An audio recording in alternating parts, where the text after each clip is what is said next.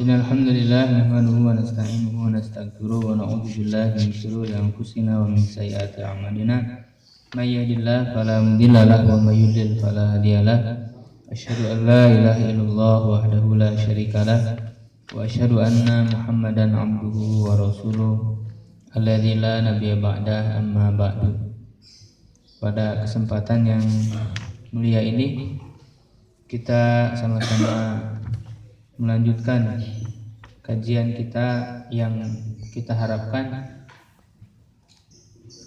kisah yang istimewa yang Allah Subhanahu wa taala berikan kepada kita menjadi inspirasi yang besar, menjadi petunjuk dan panduan dalam kehidupan kita, sehingga kita bisa mengamalkannya, bisa meneladaninya.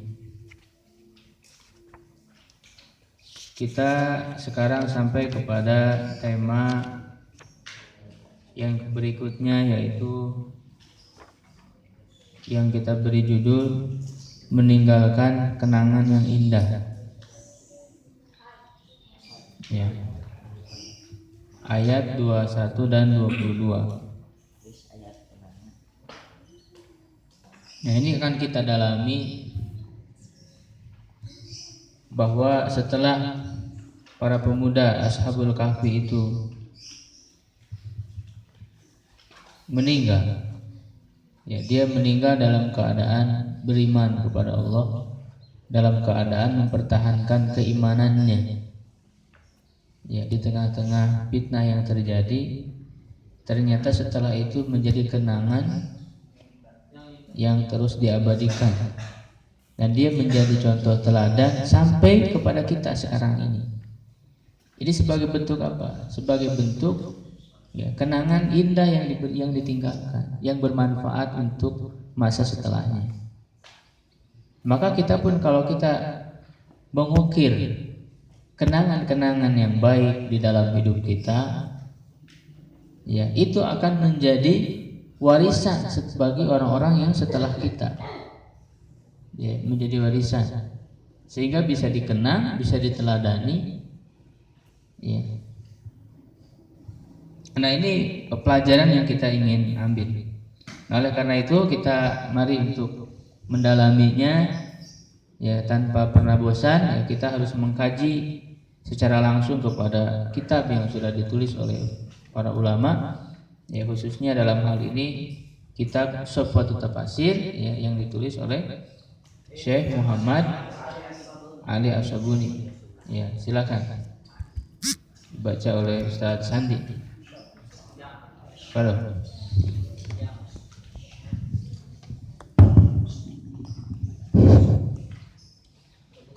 A'udzubillahi minasyaitonirrajim. Wa kadzalika a'tsarna, dan demikianlah kami pertemukan manusia alaihim atas mereka, liya'lamu, supaya mereka mengetahui, anna wa'dallah, sesungguhnya janji Allah, hakun, benar, wa inna sa'ah, dan hari kiamat itu, la raiba fi, tidak ada keraguan, fiha, di dalamnya. Wa kama ba'asnahum min naumihim, dan demikianlah kami bangunkan mereka dari tidur mereka, sebagaimana kami bangunkan mereka dari tidur mereka. Kadzalika, hal itu, begitu pula atla'nan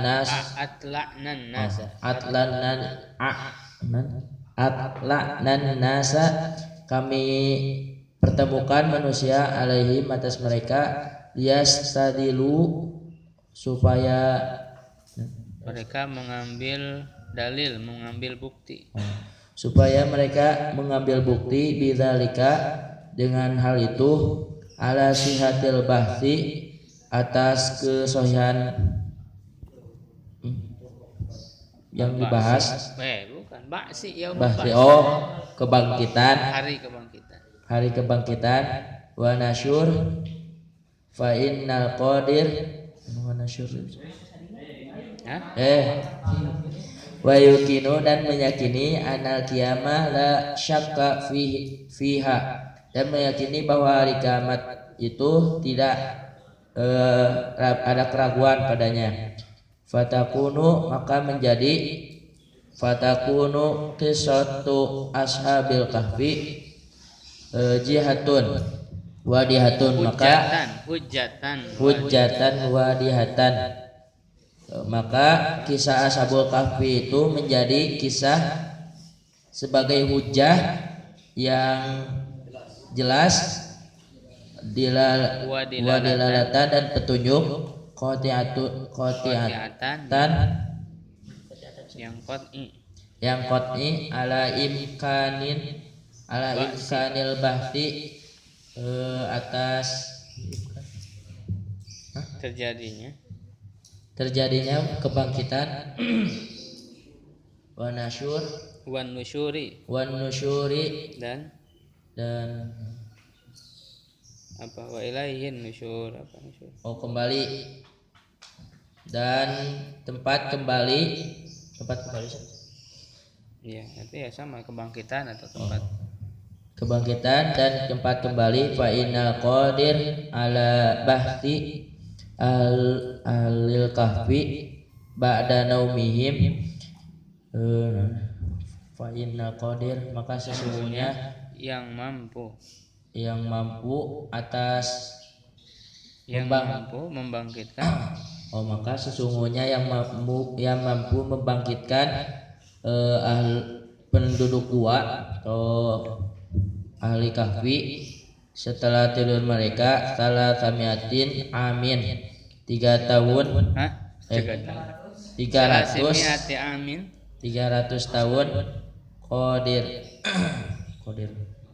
mampu ala bahsil khalqi ba'da mamatihim mampu membangkitkan makhluknya setelah kematian mereka idh yatanaza'una bainahum amrohum ingatlah ketika mereka berselisih di antara mereka berselisih amrihim atas perkara mereka amrohum atas perkara mereka hina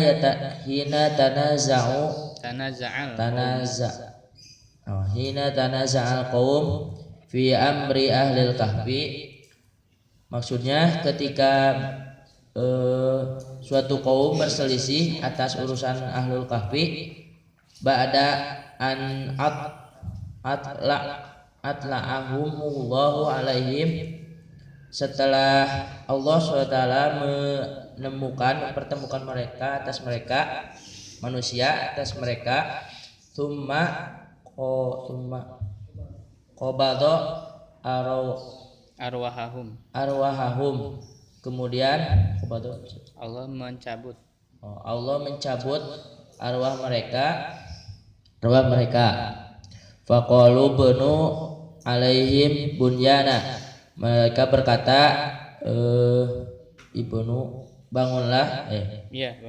bangunlah atas mereka bunyanan suatu bangunan qala ba'dun nas sebagian manusia berkata ibnu ala babin kahfihim bunyanan liyakuna alaman alaihim bangunlah suatu pintu di depan pintu bangunlah di depan pintu suatu bangunan pintu gua mereka suatu bangunan supaya menjadi alamat atas mereka tanda atas mereka rabbuhum a'lamu bihim Tuhan mereka lebih mengetahui atas perkara mereka Allahu a'lamu bihalihim wa sya'nihim Allah lebih mengetahui terhadap keadaan mereka dan urusan mereka qala alladziina ghalabu ala amrihim dan orang-orang yang penguasa yang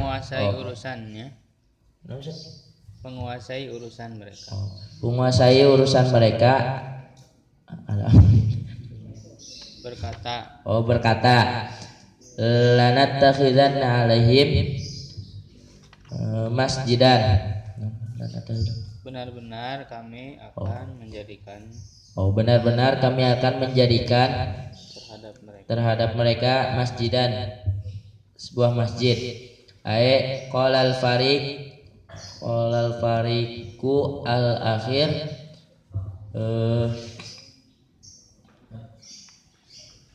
fariqu akhir itu sih. Hah? Oh, kelompok akhir. Akhor bukan akhir. Al-Qor. Yang lain. Qolal fariqul akhir, kelompok yang lain berkata, wahum dan mereka aksariyatul ghalibah, Mayoritas ya, aksari mayoritas al-ghalibah yang dominan. oh, mayoritas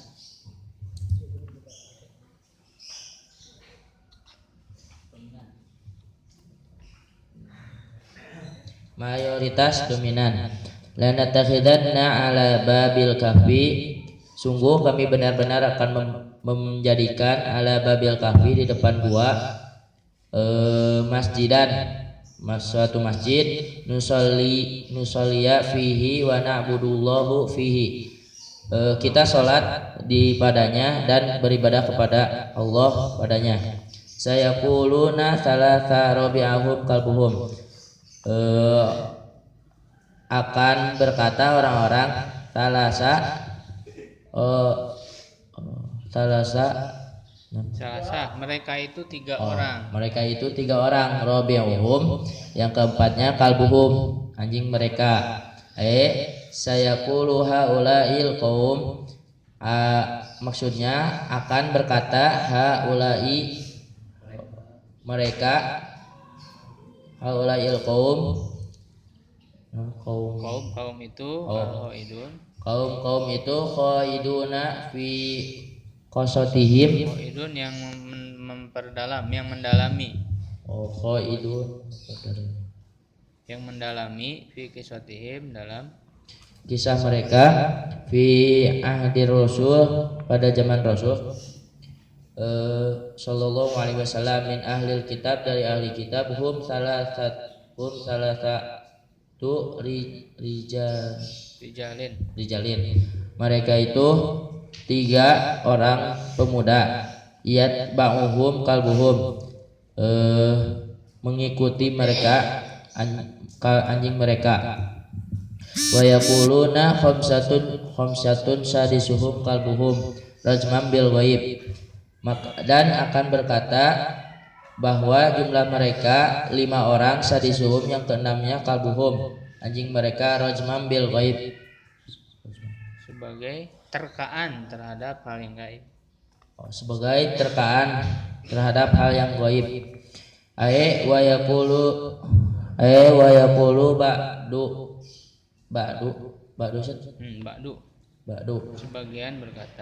sebagian berkata innahum khamsatun sadisuhum kalbuhum, sesungguhnya mereka, jumlah mereka 5 orang, sadisuhum kalbuhum, yang keenamnya anjing mereka. Al-kalbu yang keenamnya, yang keenam dari mereka anjing. Qadfan bizonni, melemparkan bizonni, suatu min ghairi persangkaan. Qadfan bizonni, melemparkan suatu persangkaan, min ghairi yakin, dari tanpa ada keyakinan, wala ilmin, dan tanpa ada ilmu, kaman yarmi, sebagaimana seperti orang yang melempar, ila makanin la ya'rifuhu, kepada suatu tempat yang tidak diketahuinya. Wa yaquluna sab'atun wa thaminhum kalbuhum, dan akan berkata jumlah mereka itu 7, yang ke-8 di antara mereka anjing mereka. Maksudnya wa yaqulu ba'du, sebagian orang berkata innahum sab'atun, jumlah mereka 7, wa thamin huwal kalbu, dan yang ke-8 adalah anjing. Kul katakan. Qul rabbi a'lamu bi'iddatihim. Katakanlah Muhammad, Tuhanmu, Tuhanku a'lamu lebih mengetahui bi'iddatihim jumlah mereka. Allahu a'lamu bihaqiqatin adadihim. Allah lebih mengetahui yang kebenaran jumlah mereka. Maya alamuhum illa qalil. Mereka tidak mengetahui sesuatu. Tidak ada yang mengetahui mereka illa qalil kecuali. Tidak ada yang mengetahui mereka illa qalil kecuali sedikit. La ya'lamu iddatihim. Iddatahum. La ya'lamu iddatahum. Tidak ada yang mengetahui jumlah mereka. Tidak ada yang mengetahui jumlah mereka illa qalilun kecuali sedikit minan nasi dari manusia. Qala Ibnu Abbas berkata, ana min dzalikal qalil, ana bahwa sesungguhnya dari bukan anak apa anak? Oh anak itu. Ana min dzalikal qalil. Anak saya dari sebagian termasuk dari yang sedikit itu. Ya, saya termasuk dari yang sedikit itu. Oh, saya termasuk dari sebagian dari sedikit itu. Saya termasuk dari yang sedikit itu. Kanu sab'atan, keadaan mereka 7 orang. Innallaha, sesungguhnya Allah, adahum menghitung mereka hatta intaha ila sab'ah, sampai berhenti pada bilangan 7. Qala mufassirun, para ahli tafsir berkata, innallaha ta'ala, sesungguhnya Allah ta'ala lamma dzakara qaulul awal ula wasani qaulal awal wasani. Perhatikan Sesungguhnya Allah ta'ala lamma ketika menyebutkan qaulal awal perkataan pendapat pertama dan pendapat kedua, ardafahu biqaulihi. Ardafahu apa? Menyertakannya biqaulihi dengan perkataannya. Rajman bil ghaib, terkaan terhadap yang ghaib. Walama dzakarul qaul, ketika dikatakan dan ketika menyebutkan qaulal akhir perkataan akhir, pendapat akhir, lam yaqdi fihi bisyai'in, tidak mencela padanya sesuatu pun. Faka'annahu, maka seakan-akan dia berkata, seakan-akan dia berkata, bukan seakan-akan dia Allah, seakan-akan dia Allah aqarra menyetujuinya,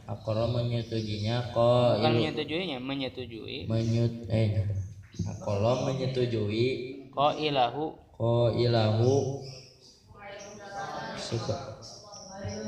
sebagian yang berpendapat seperti itu.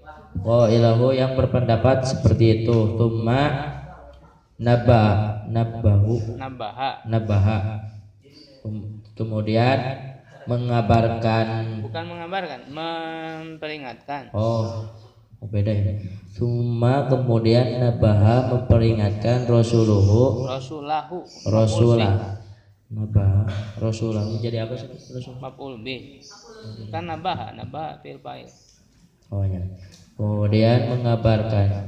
Kan mengabarkan, Kemudian memperingatkan Rasulnya ila al Ya afdol kepada yang paling afdol, lebih afdol. wal akmal dan sempurna. Perhatikan itu. Wa huwa radul ilmu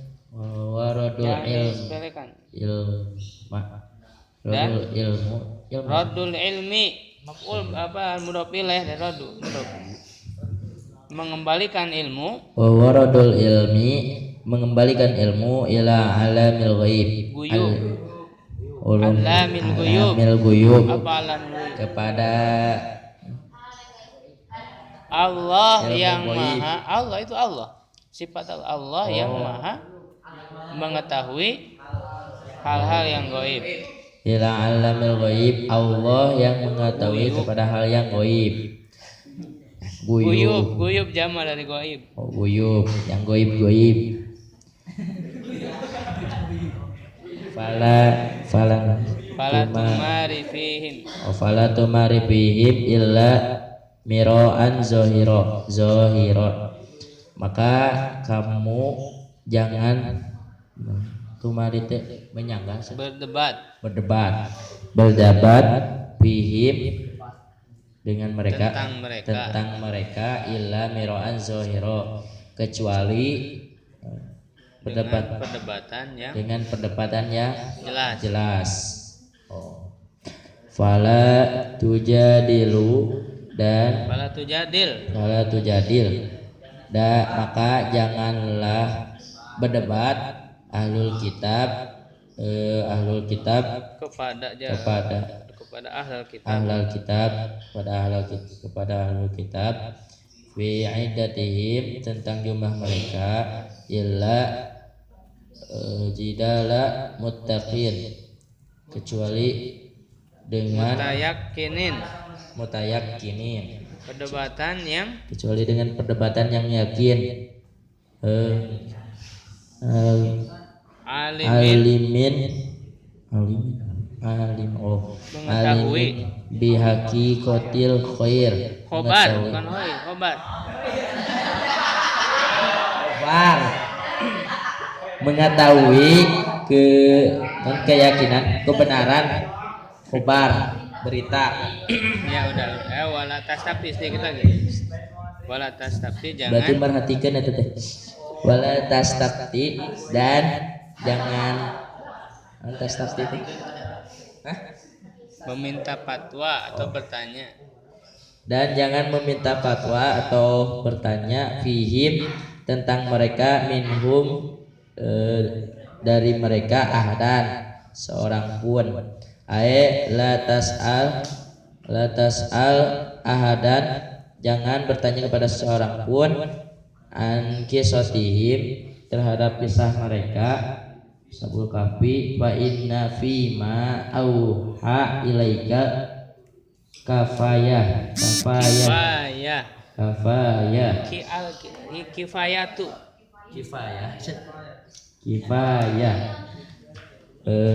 maka sesungguhnya apa yang diwahyukan kepadamu kifayah cukup. Ya udah cukup.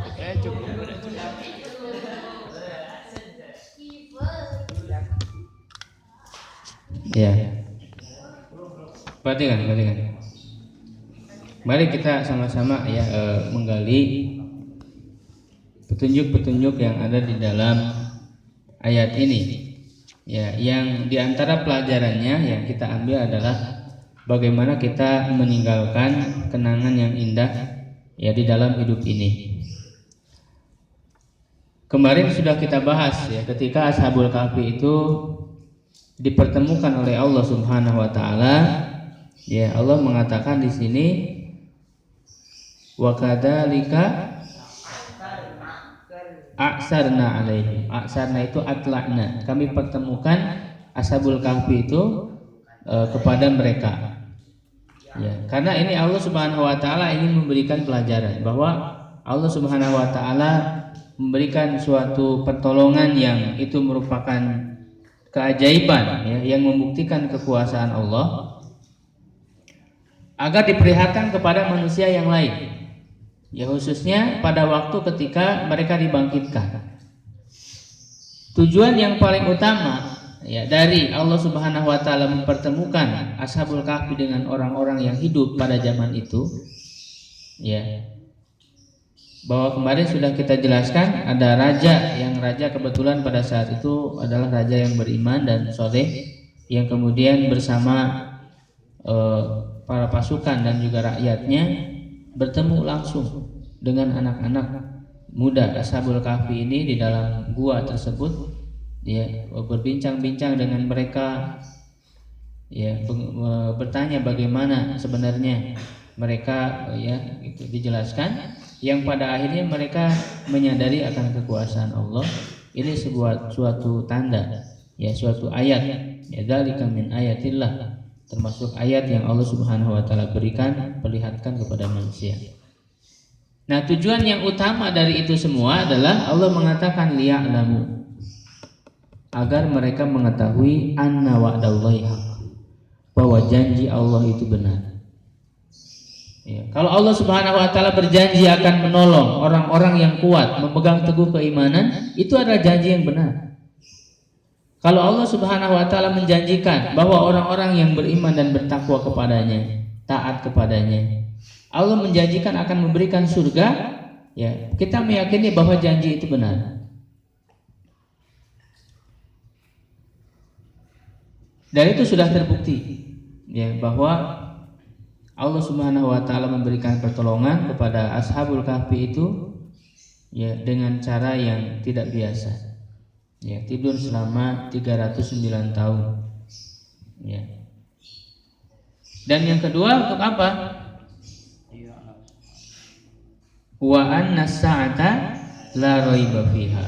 Dan sesungguhnya hari kiamat itu tidak ada keraguan padanya. Ya, maka di sini dijelaskan, ya, atla'an nasu alaihim liyastadillu, agar mereka mengambil dalil, menjadikan dalil bukti bidzalika dengan hal itu, ala sihhatil ba'si, benarnya hari kebangkitan, wa yuqinu, dan mereka meyakini annal qiyamah la syakka fiha, bahwa hari kiamat itu tidak ada keraguan. Ya, maka Ashabul Kahfi ini menjadi hujah yang kuat, menjadi bukti yang kuat tentang apa akan terjadinya hari kebangkitan. Kenapa? Karena kalau Allah mampu untuk membangkitkan Ashabul Kahfi setelah tidur panjang mereka, ya, di sini dikatakan salah sami'ah, ini bukan disebutkan secara global saja, yaitu 300-an. Ya, tidak menyebutkan bilangan yang tepat, ya, beliau mengatakan secara umum 300-an. Tapi kalau kita sebut lebih detailnya adalah 309 tahun. Nah, kalau Allah mampu membangkitkan mereka setelah tidur panjang mereka, maka Allah juga mampu untuk membangkitkan seluruh manusia yang telah sekian lama mereka mati. Ya, ini bukti jelas. Ya, bukti jelas yang tidak bisa terbantahkan lagi, ya, bahwa hari kebangkitan itu nyata. Ya, apalagi ketika itu, di zaman itu orang-orang ada yang masih ragu terhadap hari kebangkitan. Ya, jelas pada saat zaman itu orang-orang, ya, masih ada yang tidak atau belum yakin, ya, masih ragu terhadap terjadinya hari kebangkitan. Bahkan ada perselisihan di antara mereka, ya, apakah yang dibangkitkan itu ruhnya atau ruh dan jasadnya, gitu ya. Nah, dengan adanya bukti ini membuat mereka yakin bahwa yang dibangkitkan itu adalah jasad dan ruh. Akan dibentuk kembali jasad manusia yang sudah sekian lama hancur, ya, akan dibentuk lagi secara sempurna.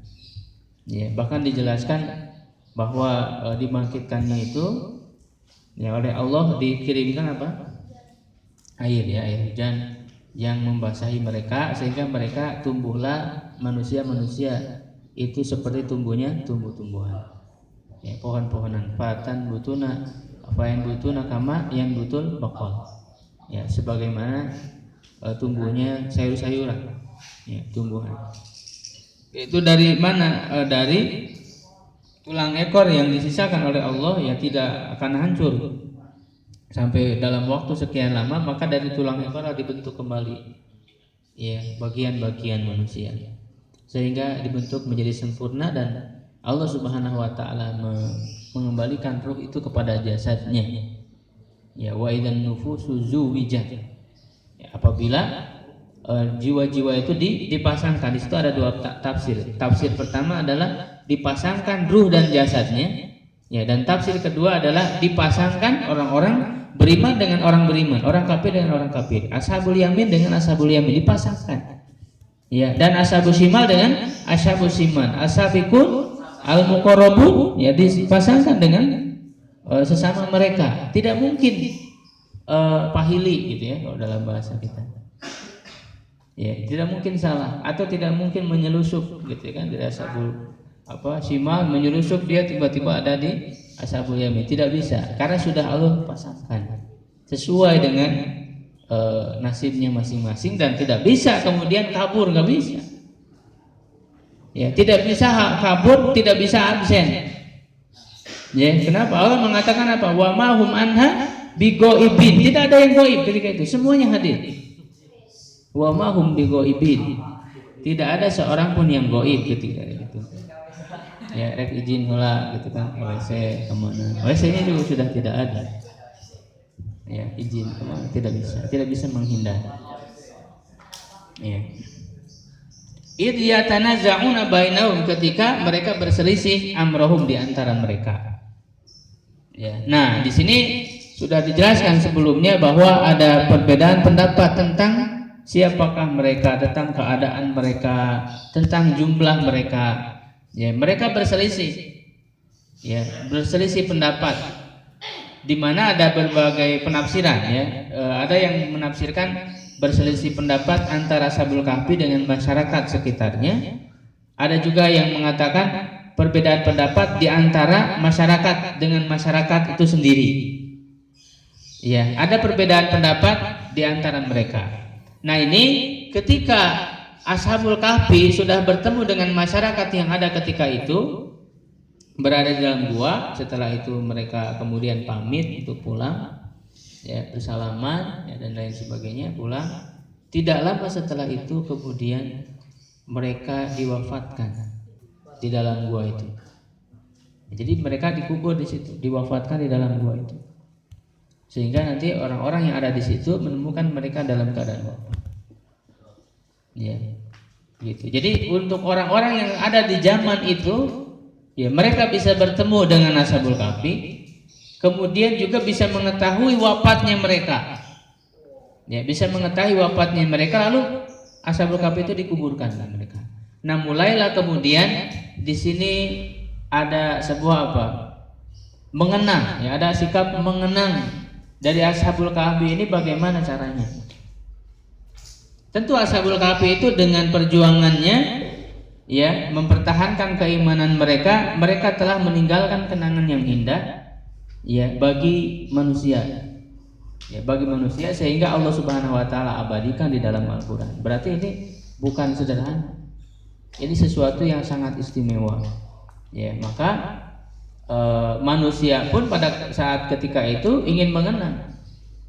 Ada di antara mereka, ya, waqalu, yang berkata ubnu alaihim bunyanan, bangunlah, ya, terhadap mereka suatu bangunan. Ya, nah, di sini dijelaskan tujuannya, kenapa kemudian membangun suatu bangunan di depan pintu. Di sini disebutkannya di depan pintunya. Jadi gua itu, ya, kemudian di depan pintu gua, di dekat gua itu dibangun suatu bangunan untuk apa? Liyakuna alaman alaihim, untuk menjadi suatu tanda. Ya, atau dalam tafsir lain disebutkan bangunan itu untuk apa? Untuk menjaga, menjadi penjaga dari kuburannya, dari orang-orang yang lewat ke situ, orang yang datang ke situ, ya, yang dikhawatirkan orang-orang yang tidak bertanggung jawab merusaknya. Ya, di situ dijelaskan seperti itu di dalam tafsir-tafsir yang lain. Ya, dibuatkan bangunan. Nah, ini keinginan yang suatu keinginan yang bagus. Ya. Tapi dengan semua perselisihan yang dilakukan, yang terjadi pada manusia, baik bagi orang yang ada pada zaman itu ataupun orang-orang yang setelahnya, ya, itu perselisihan mereka tentang keadaan mereka, ya, itu tidak sampai kepada kebenaran yang sebenarnya, ya, tentang keadaan mereka. Walaupun mereka sempat bertemu, tapi tidak mengenal, tidak terlalu mendalami, ya, mengenal mereka itu siapa. Makanya Allah katakan Rabbuhum a'lamu bihim, Tuhan mereka lebih mengetahui tentang mereka, tentang keadaan mereka, tentang jumlah mereka, ya. Nah, ada sebagian orang pada saat itu yang menginginkan untuk membangun, tetapi qalal ladzina ghalabu ala amrihim, sebagian orang, ya, yang menguasai perkaranya, yang mendominasi, ya, yang mendominasi urusan mereka, mengatakan lanatakidanna alaihim masjidah, kami akan menjadikan, ya, terhadap mereka sebuah masjid, maksudnya sebuah tempat peribadatan. Nah, ada yang menafsirkan alladzina ghalabu itu para penguasa, dan ada juga yang kalau di sini dijelaskan tafsirnya adalah kebanyakan masyarakat itu, mayoritas masyarakat, ya, yang mendominasi. Sehingga biasanya, ya, suatu masyarakat yang lebih banyak mendominasinya itulah yang kemudian berpengaruh, ya, sehingga mana yang diambil. Nah, ini pendapat apa, keinginan yang terakhir ini dibangunkan suatu masjid, suatu tempat peribadatan di atas kuburan mereka. Nah, ini yang kemudian nanti akan menjadi masalah, ya. Itu walaupun pada saat itu kita tahu bahwa rajanya kan adalah raja mukmin, raja yang soleh, tetapi kan masyarakatnya tidak semuanya soleh. Tapi justru dengan adanya ayat ini menunjukkan bahwa kebanyakan mereka, ya, ternyata apa, dari orang yang menginginkan sebuah masjid. Rasul mengatakan dalam hadis apa?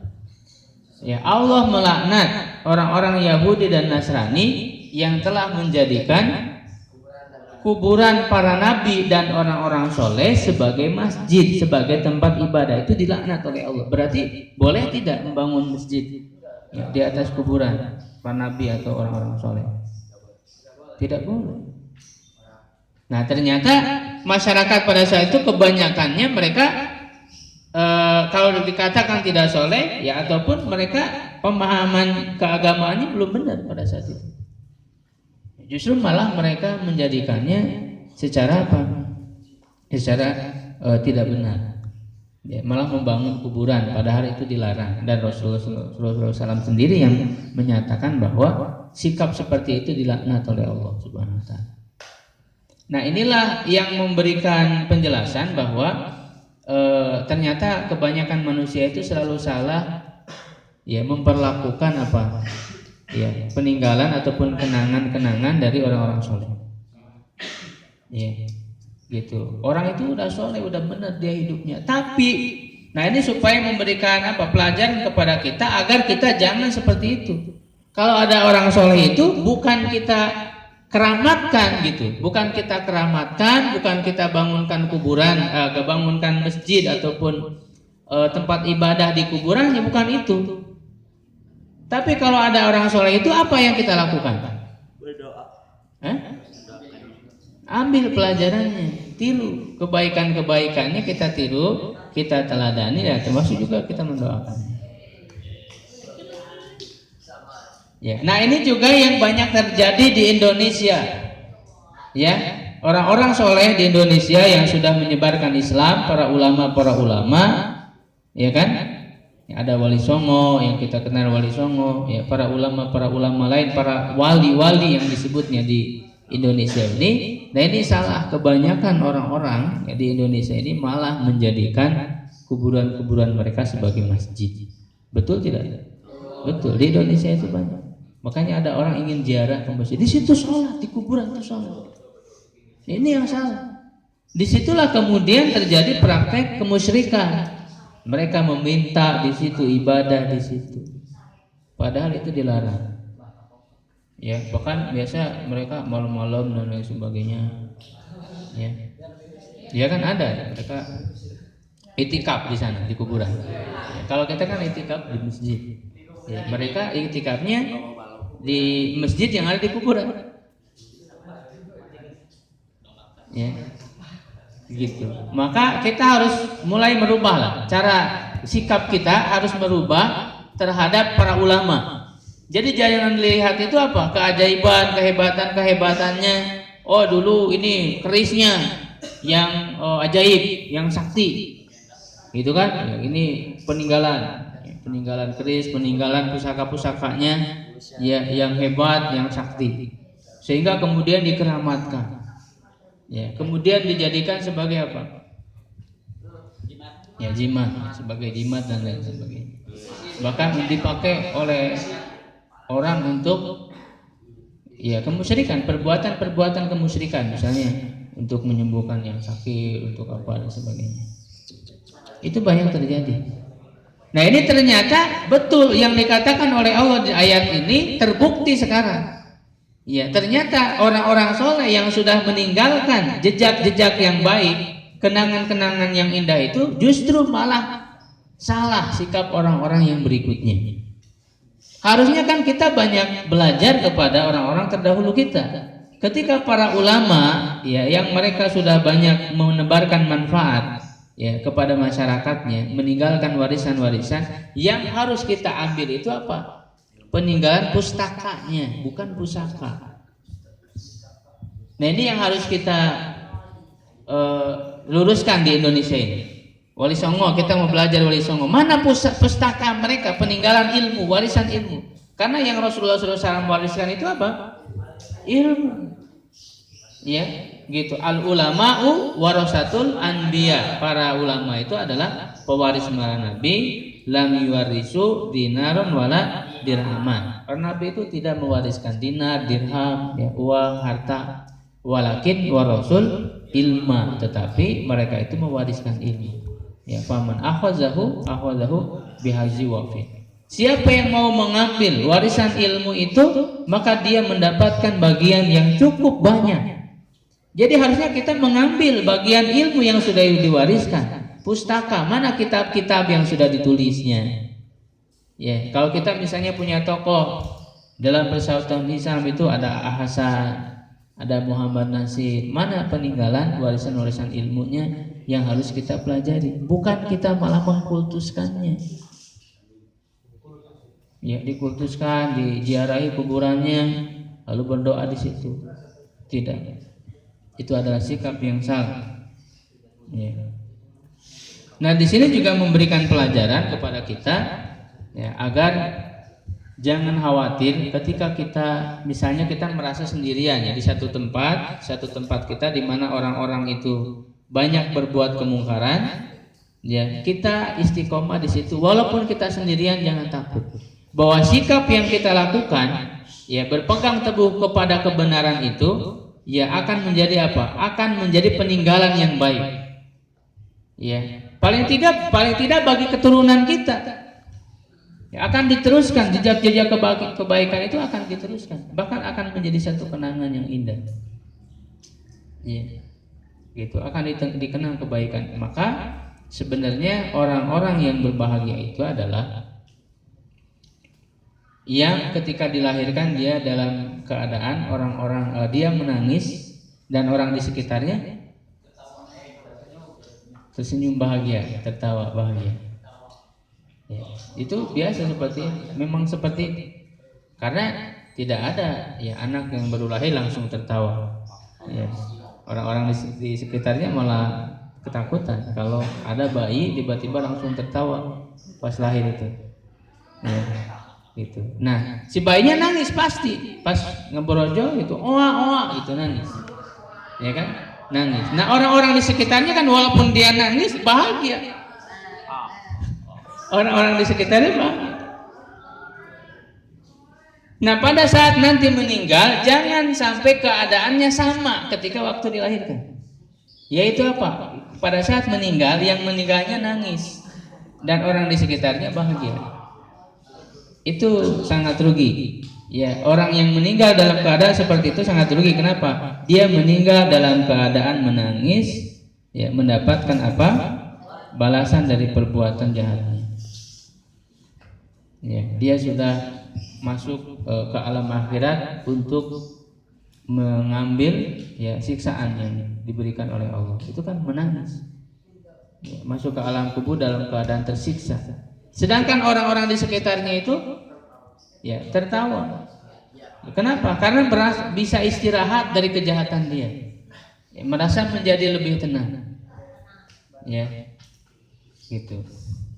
Makanya kalau misalnya ada yang meninggal, lalu orang-orang di sekitarnya berbicara begini, ya, gitu. Alhamdulillah, ya, nggak ada dia, kayaknya kita lebih tenang ya. Gitu. Jadi berkatanya itu begitu kepada sesama. Merasa lebih damai, lebih tenang, lebih tentram kalau dia sudah tidak ada. Bahkan rumah-rumah itu lebih aman. Ya, tidak ada lagi yang mencuri. Karena pada saat hidupnya orang ini ternyata pencuri. Ya, orang ini perusuh, orang ini suka jahil, menzalimi orang lain. Ya, menyakiti orang lain. Ya, tetapi kita berharap pada saat kita lahir menangis, kemudian orang di sekitar kita merasa bahagia, pada saat kita meninggal berubah keadaannya, yaitu kita dalam keadaan berbahagia, tersenyum, sedangkan orang-orang di sekitar kita menangis. Kenapa? Karena terkenang dengan kebaikan-kebaikan yang kita tinggalkan. Ya. Orang-orang merasa sedih. Ya. Nah, maka sebagaimana yang dikatakan Rasulullah SAW, yang namanya kematian itu kan ada dua macam. Ya, ada mati yang mustarih, yang ada mati yang mustaroh minhu. Iya. Jadi kalau mustarih dia meninggal betul-betul beristirahat. Ya, istirahat yang sebenarnya setelah dia lelah ya melakukan amal-amal soleh selama di dunia. Ketika dia meninggal dia beristirahat. Tetapi ada yang kedua, orang yang dia mustaroh minhu, orang lain yang istirahat dari dia. Kalau yang pertama dia yang istirahat, tapi yang kedua orang lainnya itu malah beristirahat dari kejahatan dia, dari keburukan dia. Orang tidak lagi merasa lelah, orang tidak lagi merasa capek. Ya. Tinggal kamu mau memilih yang mana. Kita memilih yang mana ketika kita meninggal itu. Ya. Kalau mustaroh minhu, mustarih. Ya, beristirahat, orang yang beristirahat. Ciri-cirinya adalah dia ada di sini. Bisa jadi ketika dia ada bersama dengan orang lain, mungkin orang nggak akan nyadar akan keberadaan dia. Ya, tapi ketika dia tidak ada, itu terasa kehilangannya.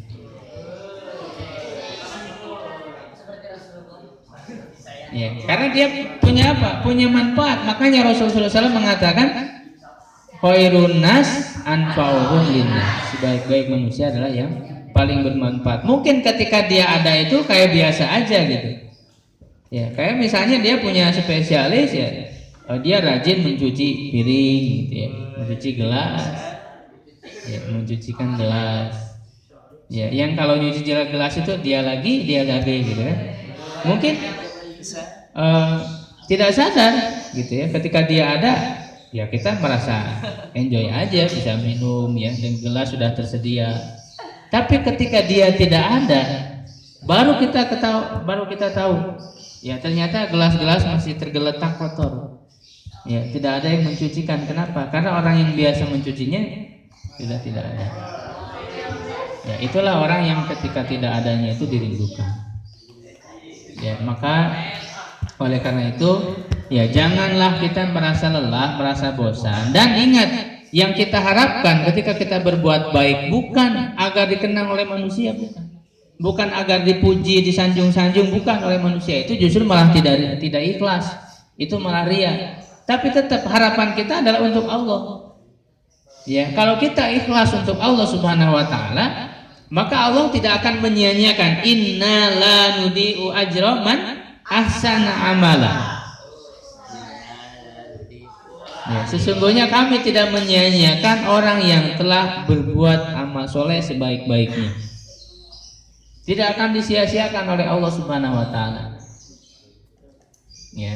Nah, bahkan kita juga dicontohkan oleh Nabi Ibrahim alaihissalam bagaimana kita menginginkan agar pada saat kita meninggal itu menjadi menjadi buah tutur yang baik bagi orang-orang yang selanjutnya, bagi orang-orang yang kita tinggalkan. Apa doanya? Doa Nabi Ibrahim, waj'alni lisana sidqin fil akhirin. Itu di surat Syu'ara ayat 84. Waj'alni lisana sidqin. Jadikanlah aku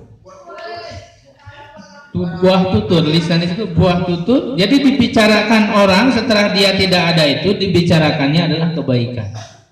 Lisan sidqin fil akhirin, pada orang-orang yang berikutnya, orang-orang yang belakangan, yang sepeninggalannya. Gitu ya.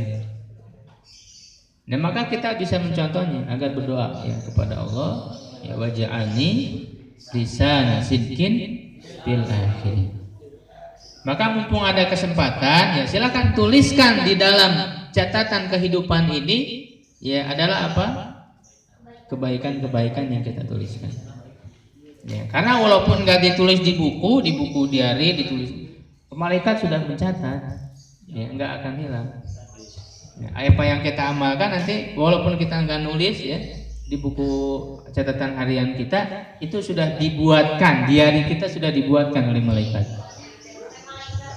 Iya, dibuatkan lengkap, semua tidak ada yang terlewat. Kalau kita kan nulis cuman yang kita ingat doang, ya gitu. Yang yang mengesankan aja biasanya yang ditulis.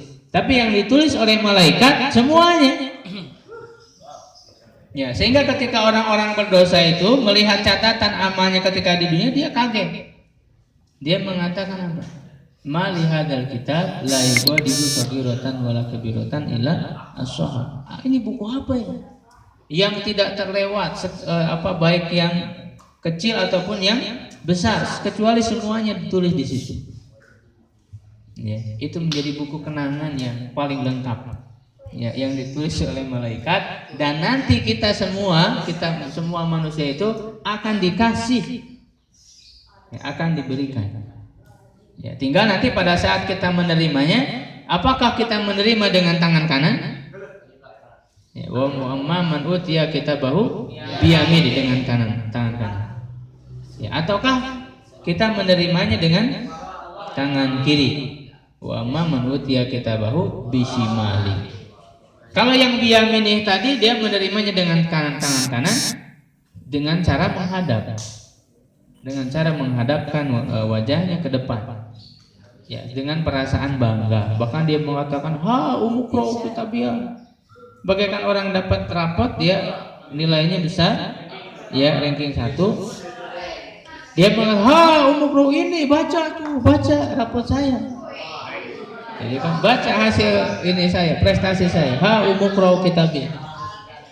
Dia bangga, jadi bangga ingin diperlihatkan. Ha umukra'u kitabiyah. Ini donantu anni mulakin hisabi.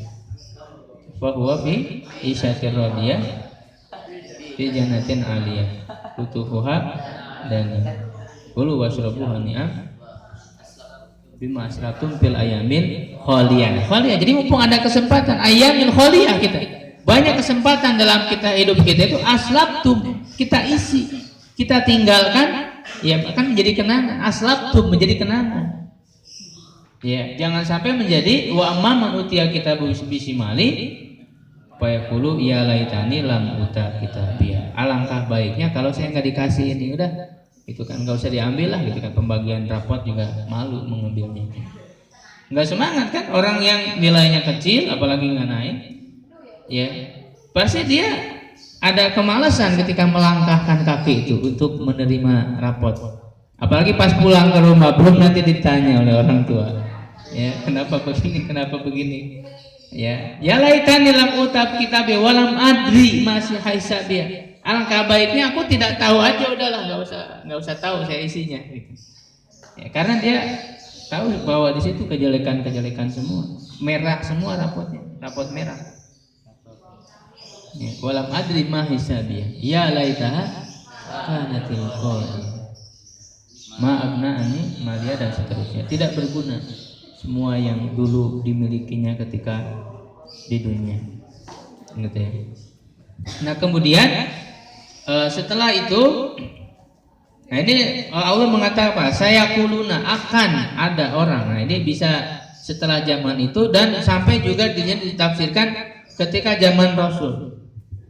Ya, di sini diperselisihkan apa? Jumlah mereka.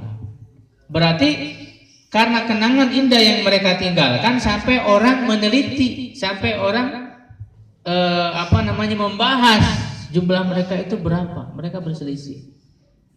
Ya, diperselisihkan. Ya, jadi begitu ingin dikenal oleh orang-orang yang datang kemudian, ya sampai jumlah mereka diperselisihkan.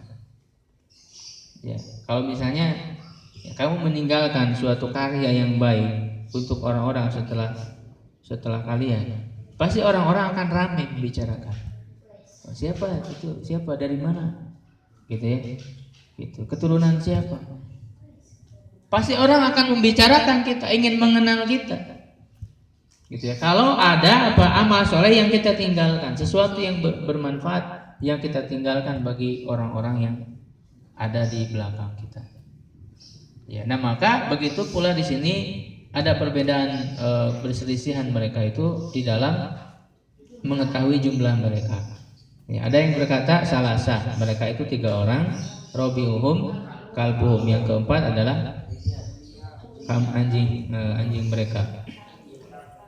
Ada lagi yang mengatakan wa yaquluna khamsatun, mereka itu 5, sadisuhum kalbuhum. Ya, yang keenamnya adalah anjing mereka. Tapi Allah katakan apa? Rajman bil ghaib. Itu semua adalah terkaan, sangkaan terhadap hal yang gaib. Berarti kalau dikatakan rajman bil ghaib, berarti pendapat itu benar atau tidak? Salah. Lalu setelah itu dikatakan lagi wa yaquluna sab'atun wa saminuhum kalbuhum. Dan mereka berkata, mereka itu 7 orang, jumlahnya 7 orang, dan yang ke-8 itu anjing mereka.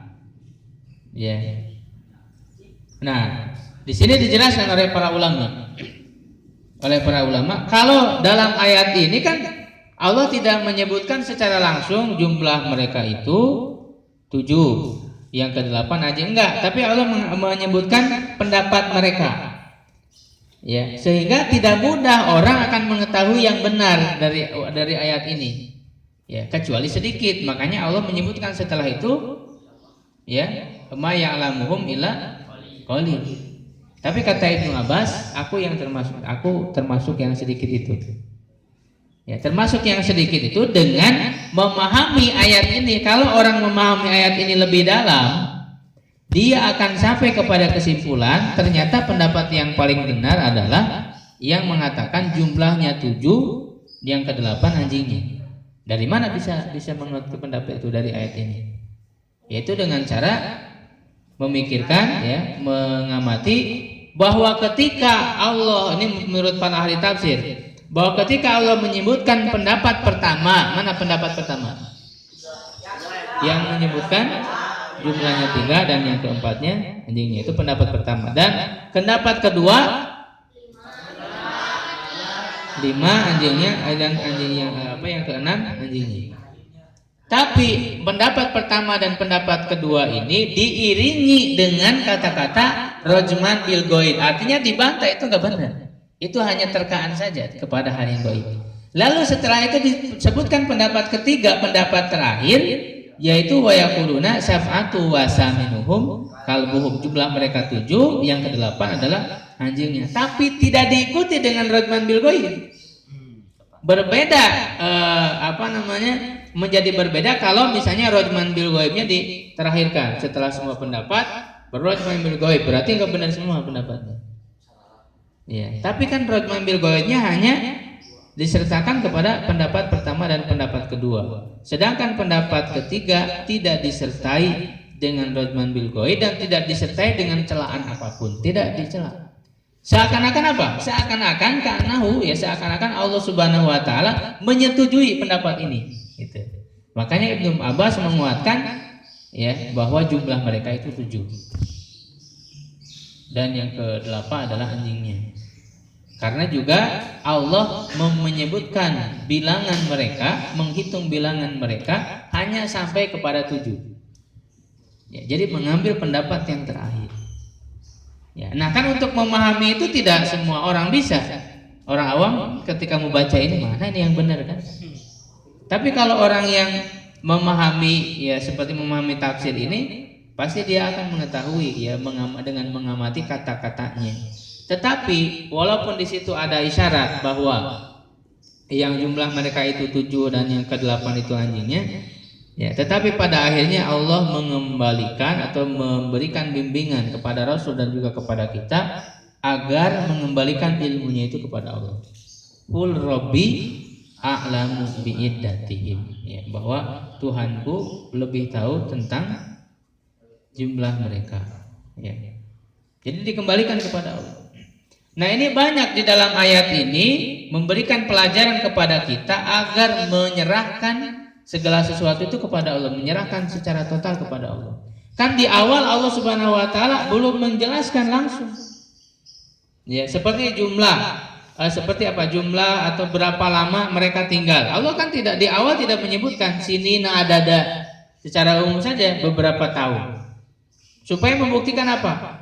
Ya, bahwa apa yang diketahui oleh manusia itu sangat terbatas, tidak sampai kepada ilmu. Barulah di akhir nanti Allah kasih tahu yang sebenarnya. Jadi manusia itu disuruh coba pikirkan oleh kalian manusia. Ya, kalau memang otak kamu itu bisa menyampaikan kepada kebenaran, sok pikirin sendiri. Jadi disuruh mikir dulu oleh Allah, mikir berselisih gitu kan, mereka berbeda pendapat, tapi pada akhirnya Allah ngasih tahu.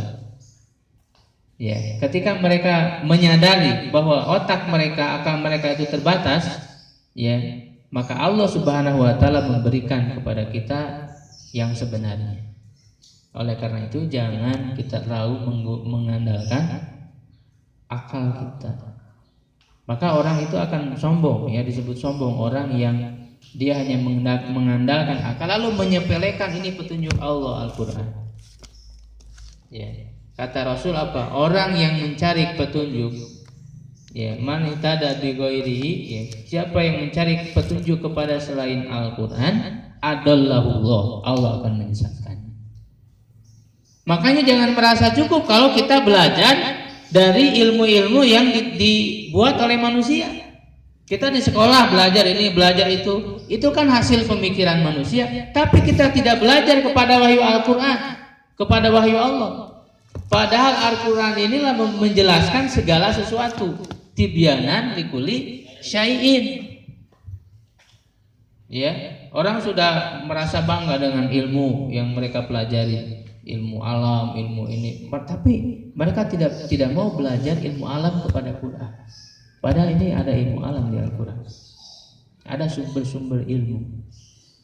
Iya. Gitu. Jadi jangan meninggalkan Al-Quran. Wahyu Allah ini sudah pasti kebenarannya. Ya. Jadi ibaratnya dalam menuntut ilmu itu, ya, semua ilmu, saya katakan semua ilmu. Al-Quran itu bukan untuk panduan ilmu syariat saja, bukan. Al-Quran ini sebagai panduan bagi semua ilmu.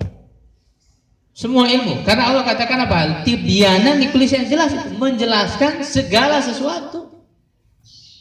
Jadi di sini ada petunjuknya. Ya, kamu ingin belajar tentang apa? Ingin belajar tentang tumbuhan? Ada di sini petunjuk. Belajar tentang hewan? Ada. Di sini. Belajar tentang langit? Ada di sini. Bahkan belajar tentang diri sendiri, tentang manusia, di sini dijelaskan banyak tentang manusia. Belajar kepada Al-Quran dulu, baru setelah itu diteliti oleh pemikiran kita. Ya, ini sebagai adab mendahulukan Allah dan Rasulnya. Ya, la tuqaddimu baina yadayillah wa rasulih.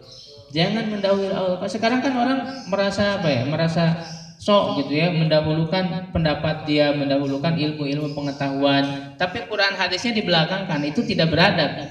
Itu tidak sesuai dengan ayat tadi di surat Al-Hujurat, la tuqaddimu baina yadayillah wa rasulih. Ya, dia mendahulukan ilmunya, ilmu-ilmu manusia. Tapi Quran hadis disingkirkan. Ini yang terjadi di sekolah-sekolah, di perguruan tinggi, ya gitu. Belajar IPA, belajar IPS nggak pakai Quran hadis, ini salah.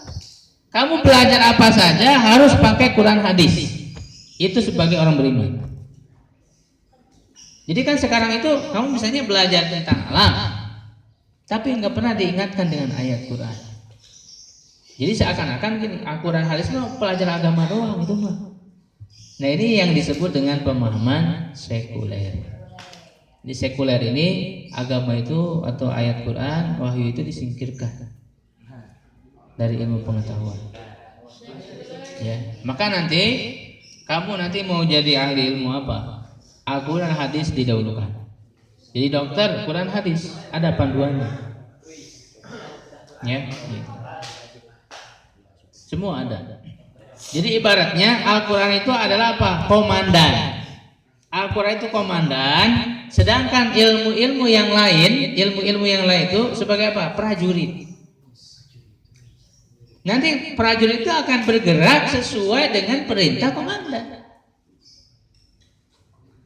Kata Quran begini, maka nanti diikuti oleh para ilmu. Ya. Misalnya ketika dalam pertanian, ketika kita ingin mengetahui buah apa yang paling baik, paling bagus. Lihat dulu petunjuknya di Quran. Buah yang paling banyak disebutkan di Quran apa?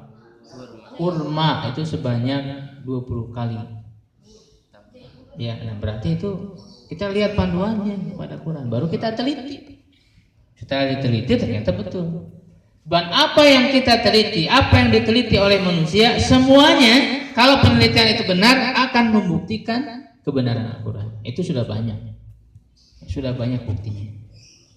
Ya, jadi ayat-ayat yang Allah berikan di surat ini, di ayat ini supaya apa? Supaya menyadarkan kita, ya pada akhirnya Allah yang memberikan kebenaran itu. Ya, pada akhirnya kita harus menyerahkan ilmu itu kepada Allah, sehingga di sini ada bimbingan fala tumari fihi, jangan kamu berdebat tentang mereka illa mira'an zahira, kecuali dengan perdebatan yang tampak yang kamu tahu ilmunya. Jadi kan nggak berguna lah kita memperdebatkan sesuatu yang tidak jelas. Kalau kita tahu ilmunya kita sampaikan. Jangan sampai hanya kalau dalam ilmu filsafat itu disebutnya berspekulasi. Jadi meraba-raba kemungkinan begini dan sebagainya gitu. Tapi kita tidak punya tidak punya ilmu yang benar. Kalau kita punya ilmu yang benar, ya sampaikan, debat gitu dengan mereka dengan menyampaikan kebenaran itu. Wala tastafti fihi minhum ahada, jangan minta fatwa, jangan bertanya kepada mereka ahlu kitab. Karena di ahlu kitab Yahudi dan Kristen ada kisah ini, kisah Ashabul Kahfi ini. Tapi kata Allah, jangan kau tanyakan kepada mereka bahwa apa yang diinformasikan dalam Al-Quran ini sudah cukup. Kita nggak usah lagi. Saya ingin memperdalam apa ya warna anjing mereka, gitu. Nggak perlu. Ya, gitu. Nggak perlu. Kalau halal itu nggak perlu kamu ingin teliti, nah, gitu. Nggak usah tanya. Makanya hati-hati ketika kamu searching di internet, ya Google tentang kisah Ashabul Kahfi, ini penjelasan paling lengkap kisah Ashabul Kahfi. Tapi isinya semuanya tidak jelas sumbernya. Kita udah cukup lah dengan pemahaman Al-Quran dan juga tafsir yang sudah saya tulis di sini. Ya ini sudah menjadi pilihan-pilihan, pendapat pilihan-pilihan. Silahkan pegang pendapat ini tentang Ashabul Kahfi, karena kisah-kisah yang Allah sampaikan itu tujuannya bukan ingin memperdalam kisahnya. Makanya dalam sejarah, dalam kisah itu tanggal-tanggal ataupun ya seperti warna-warna itu, ya tempat dan lain sebagainya itu tidak terlalu penting. Yang paling penting apa? Yang paling penting pelajaran kita ambil dari situ. Ya, itu yang bisa kita gali dari pelajaran yang ini, ya tema ini, dengan satu tema besar adalah bagaimana kita bisa membuat suatu kenangan indah, ya seperti yang sudah dilakukan oleh Ashabul Kahfi, ya, untuk orang-orang yang ada setelah kita.